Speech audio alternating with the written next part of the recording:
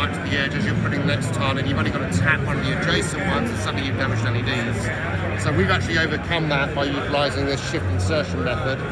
So literally you've got the first module in, and all I do is I just hang this module on this hanger here, and there are 2 guide pins on the back. So as I go to push it in, the guide pins mate with the frame, and they prevent any rotation to ensure the module always goes in square. So what I'm going to do is I'm just going to hang this on here. Okay, at the moment it will rotate, but as I push it in, the guide pins locate, and now it won't rotate, it always goes in square. But we've also got this air gap around here, and again that's all to prevent any chance of damage occurring as I build the wall.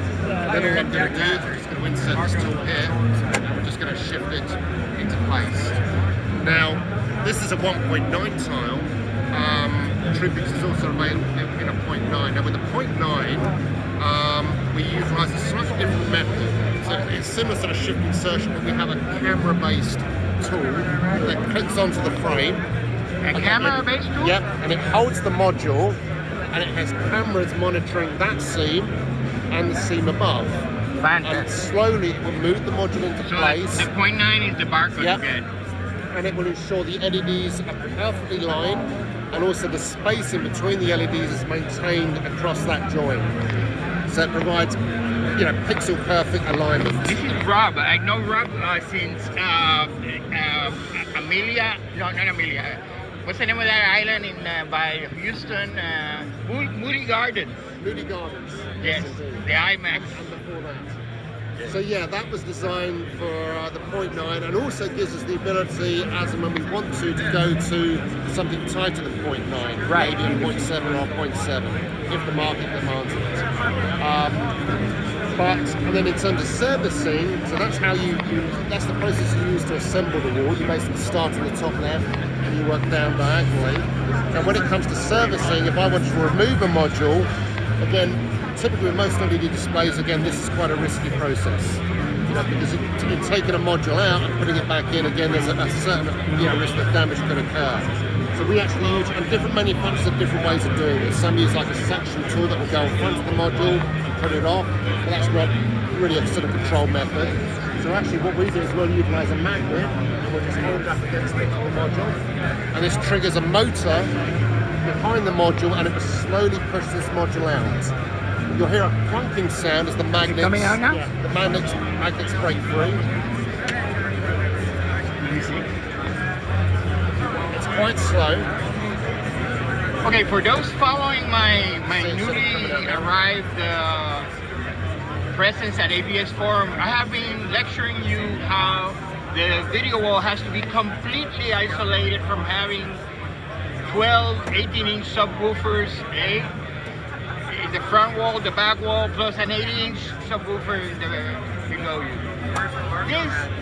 So yesterday I showed you a spring isolation. We spoke about the acoustical isolation to the other room, the mount, that's 2. And this is the 3rd component, because now this thing is not going to shake itself apart, because it locks itself with a motor. And that's going to signify it's now safe for me to put in my spare module.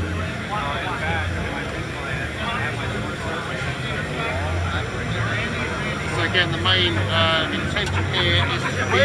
Where's the movement? Here, and this thing is moving slowly. This whole frame. The motor's just pushing the frame up. I see. Now it's going back down. Barco always does the calibration with the calibration. Calibration is fully automated. Oh, that's it? So realistically, all I did was hold a magnet up, I've unhooked it, put the other one on, so you don't need to be skilled really. Start now. So this is Barco's proprietary Infinifix processor called the IMP100. This will drive up to an 8K wall at 30 Hertz. Input-wise, we've got HDMI 2.0 and DisplayPort 1.4. Internally, yeah, wow. Internally, we process at 23-bit. Now, what that gives us the ability to do, unlike many other have true 12-bit grayscale. Yeah. So true. Any That's very important. 12-bit coming in, we can maintain that all the way to the display. But internally, we process at a much higher bit. Talk to me about the lowest pulses.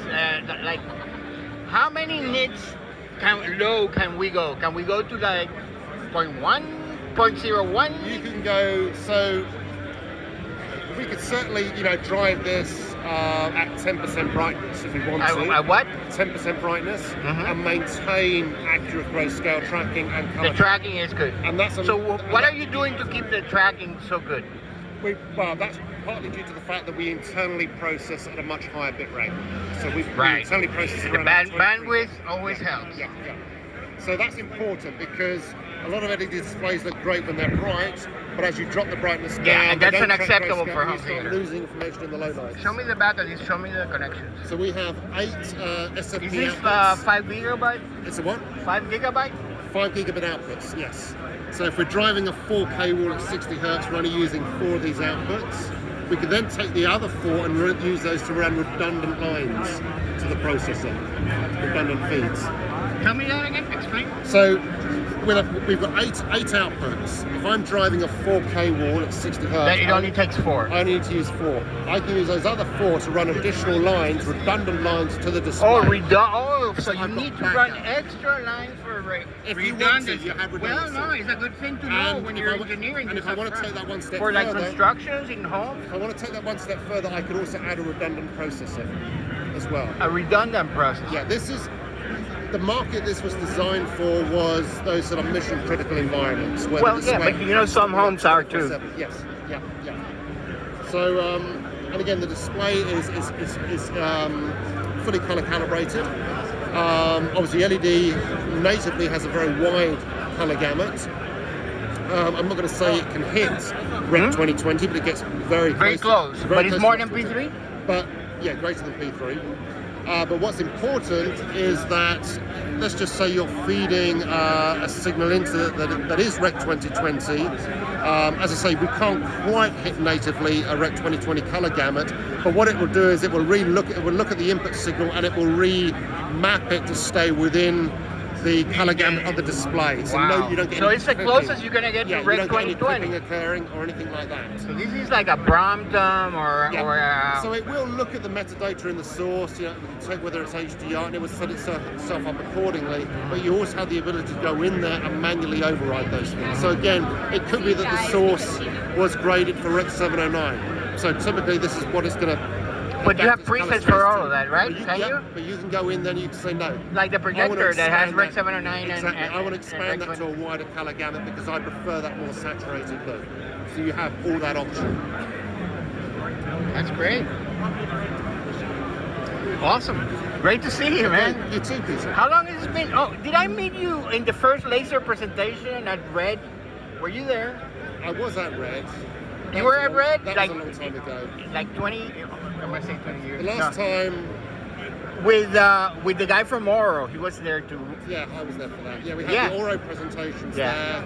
And we had I worked with Red because we supplied them with a projector. They gave I remember. It wasn't very pretty, the speckles back there. But you've come a long way. And then, of course, Moody Gardens. Moody Gardens, yeah. And then at all the... that studio. And all the CinemaCons as well. Yeah, but now I'm focused. I'm out of cinema now, and I'm focused predominantly now on LED. Well, I did that 5 years ago. I changed the name from Cineramax to Wallscreen Skyline. Yeah. I'm always a little ahead of